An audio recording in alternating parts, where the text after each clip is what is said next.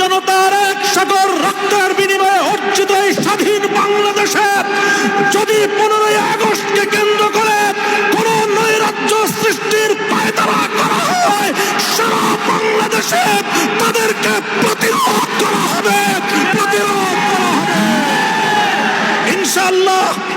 বিগত দিনে যেভাবে আমরা রক্ত দিয়েছি পিলখানায়, যেভাবে আমরা রক্ত দিয়েছি শাপলা চত্বরে, যেভাবে আমরা রক্ত দিয়েছি মোদী বিরোধী আন্দোলনে হাটহাজারীতে, যেভাবে রক্ত দিয়েছি আমরা মোদী বিরোধী আন্দোলনে ব্রাহ্মণবাড়িয়ায়, ঠিক আগামী দিনে দেশের স্বাধীনতা রক্ষার জন্য, ইসলামের হেফাজতের জন্য যদি আবার রক্ত দেওয়ার প্রয়োজন হয়, স্বাধীনতার ঝান্ডা নিয়ে রক্ত দেওয়ার জন্য প্রস্তুত থাকবে কারা?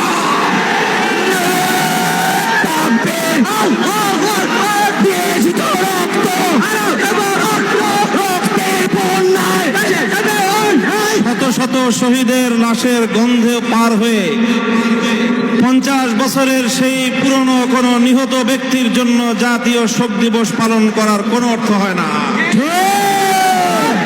এজন্য 15ই আগস্ট শোক দিবস বাতিল ঘোষণা করে একটি ঐতিহাসিক সিদ্ধান্ত গ্রহণ করেছে। এজন্য আমি অন্তর্বর্তীকালীন সরকারকে ধন্যবাদ জানাই।